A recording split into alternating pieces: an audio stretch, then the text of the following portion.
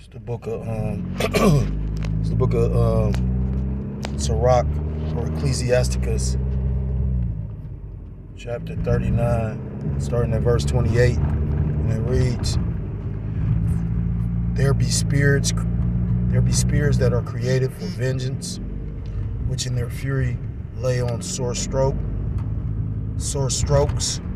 and in the time of destruction they pour out their force and appease the wrath of him that made them. Fire and hail and famine and death, all these were created for vengeance.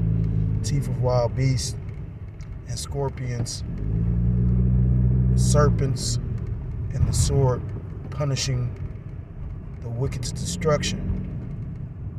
Verse 31, they shall rejoice in his commandment, and they shall be ready upon earth when need is, and when their time is come, they shall not transgress his word. I want to start off by giving all praise, all honor, and all glory to Call Elohim La Yahweh, Ba'ashem Yahushai, Ba'ashem Chakados B'Katam. Double honors to the elders and to the apostles of the great millstone who do teach and do rule well. Peace and salutations to the Akim across the four corners of the earth, pushing this truth with faith and with sincerity, as well as risking their lives and their freedom to do so, now more so than ever. Shalom to the Akim and the Akwat, to the listening and learning. Lord willingly, this is edifying. Shalom to the Israelite foreigners scattered abroad in the land of other nations, appearing like the other nations, for whom subscribe to this truth. To you, I say Shalom. Mr. Brother Yahweh, I'm coming at you with another lesson through the Spirit, through the power of Yahweh Shem Yahushai. This lesson is in regards to this article. Pretty much I came across. I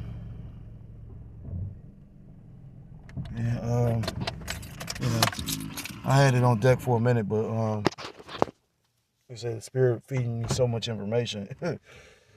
Yeah, but call Elohim La Yahweh Shem Yahushai. So showing you the time we in. The scriptures tell you in the book of what's that? 2 Timothy chapter 3 and verse 1, which this has been coming out a lot, because at the end of the day, we watching these things come to pass, This is 2 Timothy chapter 3 and verse 1, and it reads, This know also that in the last days perilous times shall come. You go into that word perilous, in the Greek is kalapos, and it means dangerous or fierce. So we live in very dangerous times. Scriptures talk about a man's enemies should be they of their own household, roughly paraphrased. And we seen that take place. Scriptures talk about the Lord coming with division. Came not to bring peace but a sword. Coming to divide. And you seeing the division between the man and the woman. I was listening to the elder apostle Tahar going about you got the Jake man, he not vote for Trump, but you got the woman. So they already wanted to split up the household. And now they're going even further with this whole divide where you got the men with this Edomite. I just did a lesson about that, as far as, because you had Joe Brown pretty much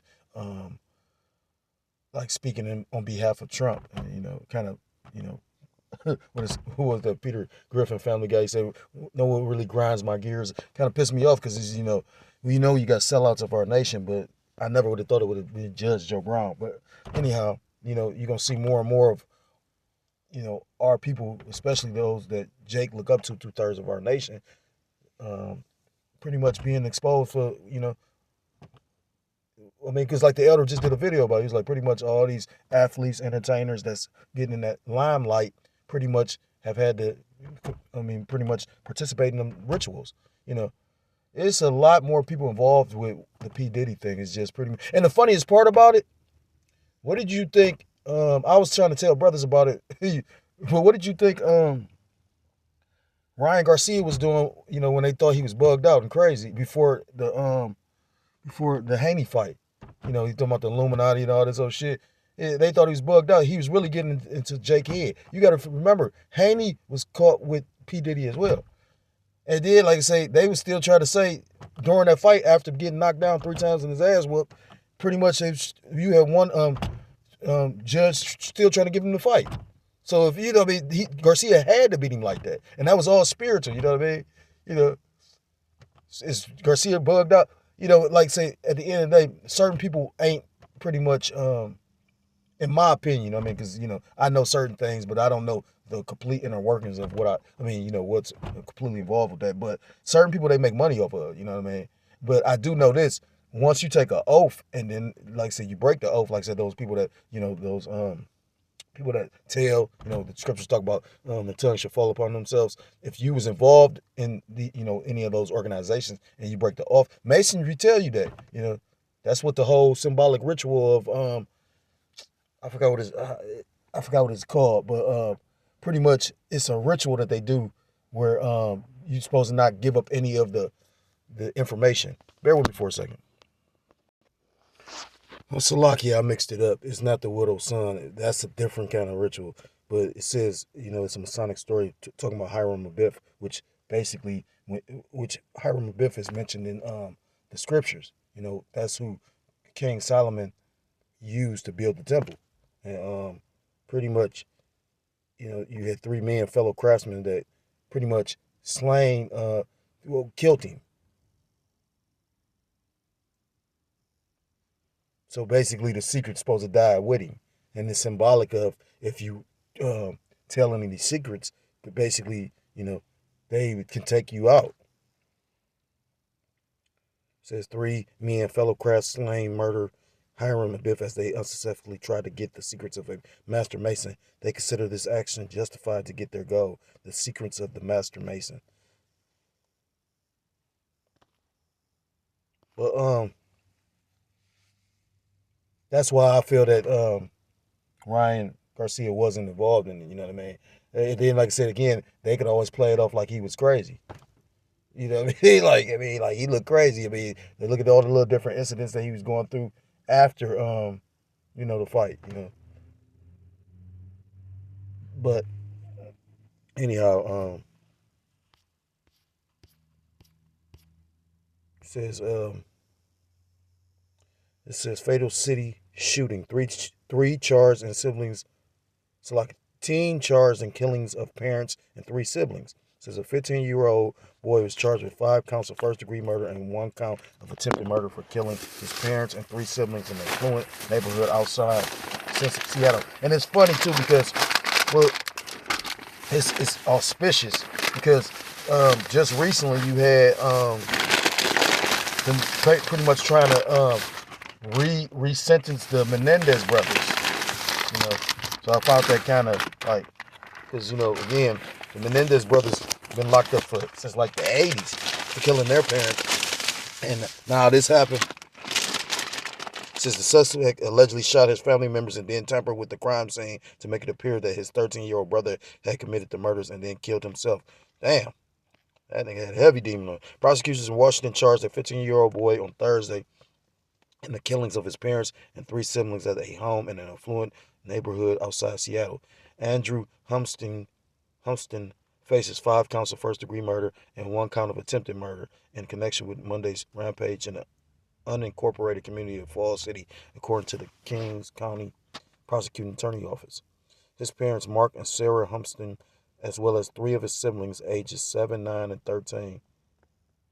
6, 39. 39. That's a 12. That's a 3. It says were found dead at the scene when deputies arrived.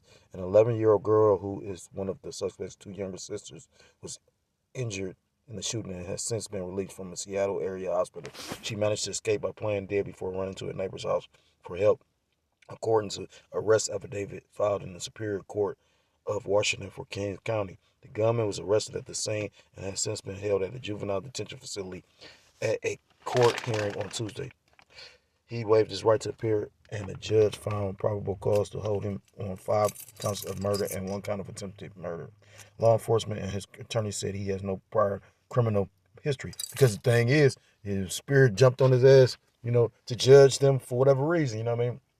Scriptures tell you that the Most High God in the book of Zephaniah, pretty much, the Lord judge of every day. The book of Psalms 37 tells you that the Lord, Yahweh Bashem Yahushua, the love of judgment. Yahweh meaning he exists. Ba Hashem meaning in the beat. Salaki, Ba Hashem meaning in the name. Yahushua meaning he saves or he delivers. Or he deliverer. Yahweh meaning he is, he exists, or he to be. Ba'ashem meaning in the name. Yahweh Shah meaning he saves or he deliverer. The true names of the Most High God and the Son, who you ignorantly call God and Jesus Christ. So, like I said, yeah, you would have never heard, Jesus doing this, but Yahweh Ba'ashem Yahweh Shah, yeah, he does judge. And he's coming back with judgment for the world. What's that in the book of Revelation chapter 19? It says pretty much that he come back to judge and make war.